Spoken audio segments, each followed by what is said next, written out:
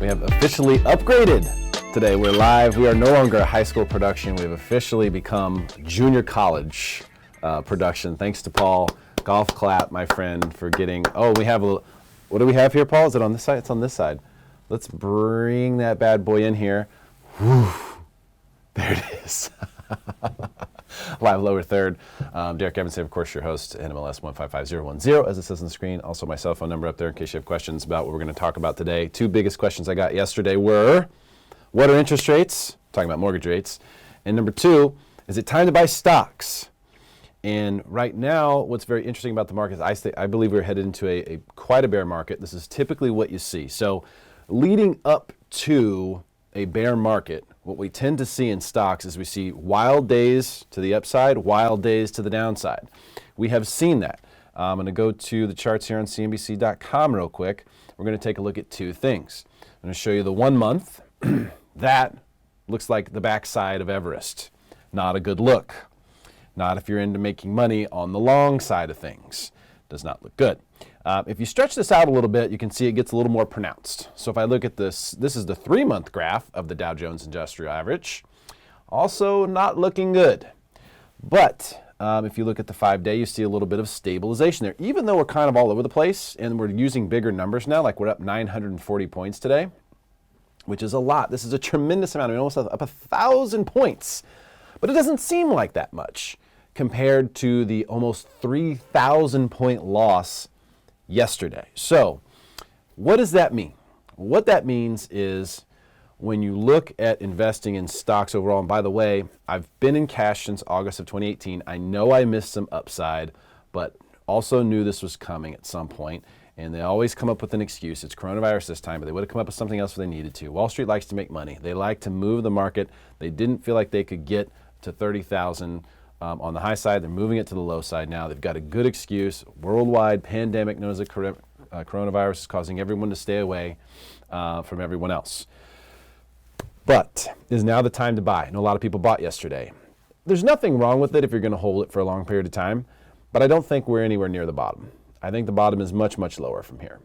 And I think we're not going to get there until it gets closer to the election. The more uncertainty there is in what's going to happen in the corporate world, which right now is very uncertain.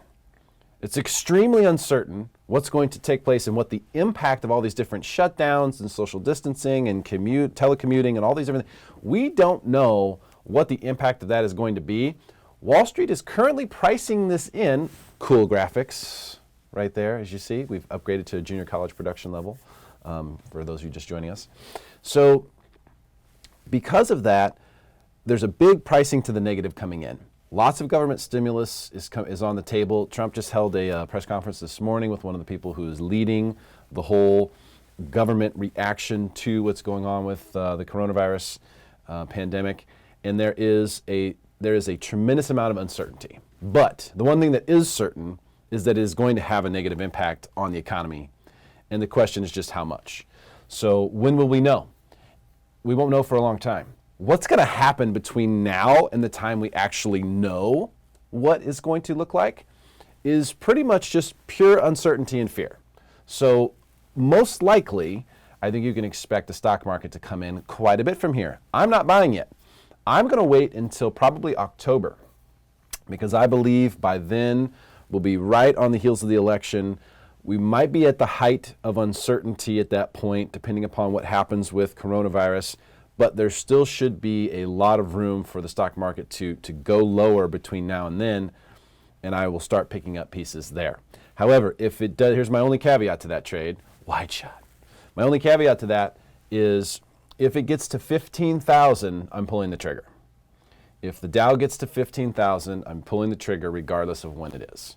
And I will continue to back up the truck from there. What will I be buying? Okay, let me show you.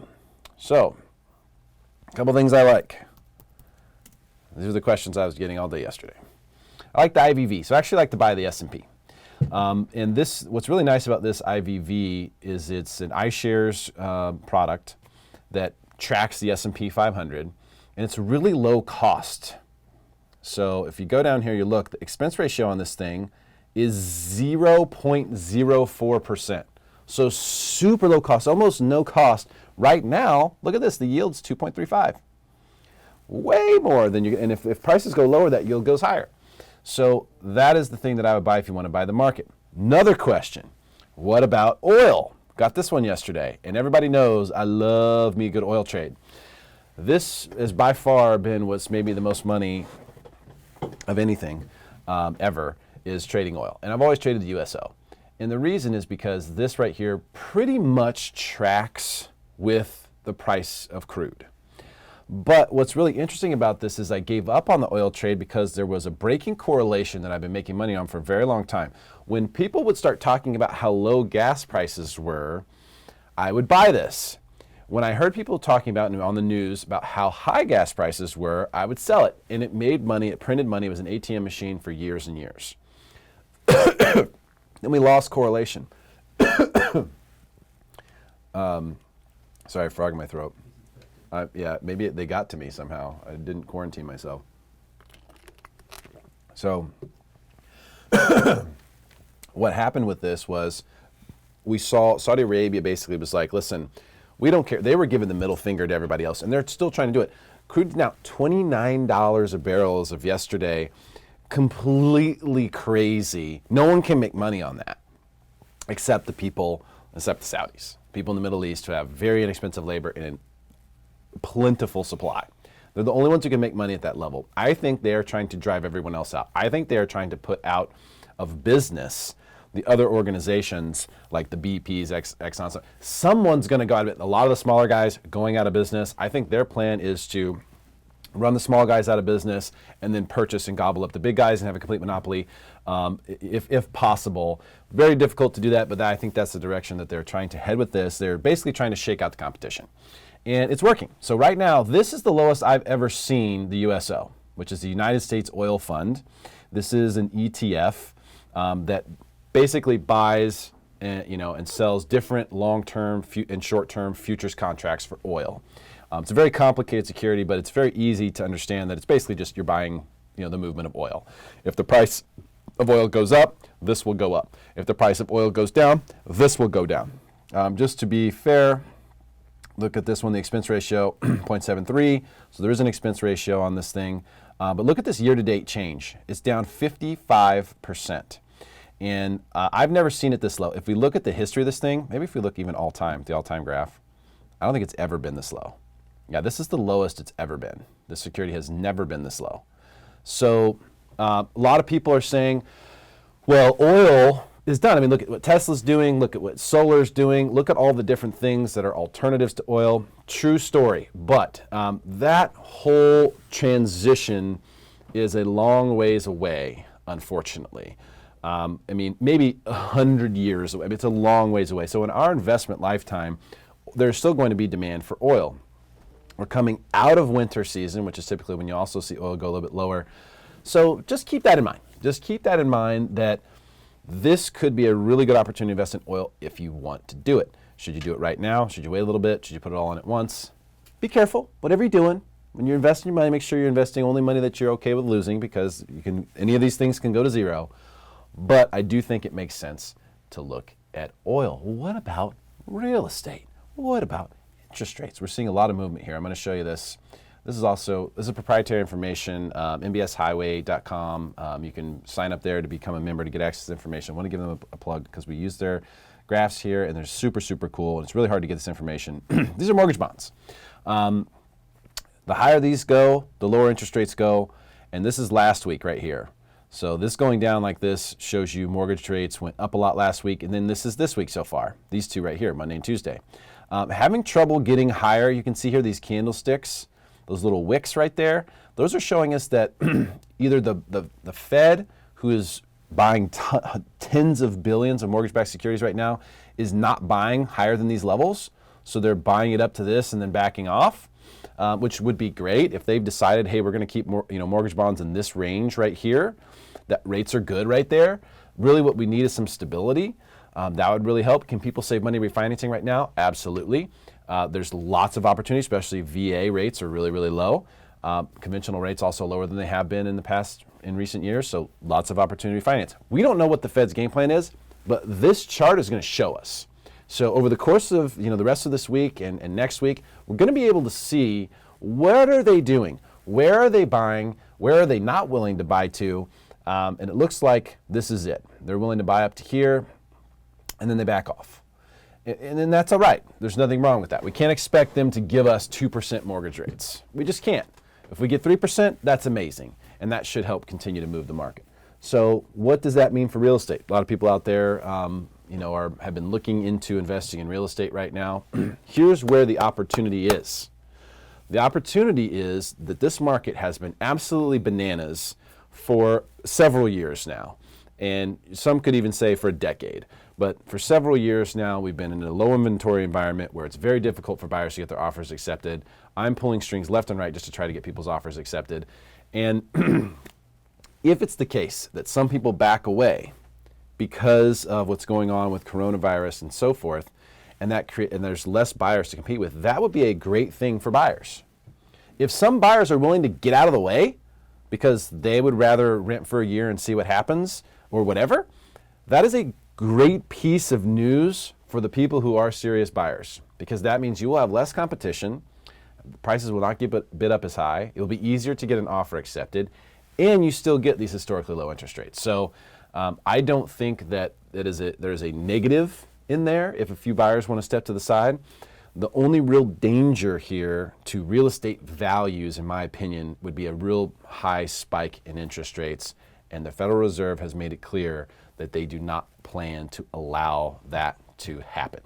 So as long as they're in our camp, which they are in a big way, fortunately the president also understands real estate very well, so knows the implications here, trust me on that one. I think we're in good shape. I think we're in really good shape. It's a safe scenario. I would not feel the same way about other areas of the country. I do not feel the same way about San Francisco. I do not feel the same way about Los Angeles. I do not feel the same way about any of the hot real estate markets that are north of the middle of this country. I do not feel the same way about any of those. And some of the places in particular that have gone up a lot in value, you're going to see a slowdown there. You're going to see a slowdown. But the one thing that never gets old, sunshine and the beach, the one thing we have here in San Diego. So no matter what's going on in the real estate world, the bubble that is the San Diego real estate market is very well insulated and protected because of the high rental environment, the protection of interest rates, and the lack of inventory. That right there is going to allow real estate values here to be sustained, potentially continue to appreciate almost no matter what happens, but for certain have some protection. The rents in this area also are adding a lot to that. They're helping to protect real estate values. The rents are also giving people more options for an exit strategy should they get PCSed or need to move on to another area for whatever reason. So we've got a lot of things working for us in real estate. Here's a recap. Stocks.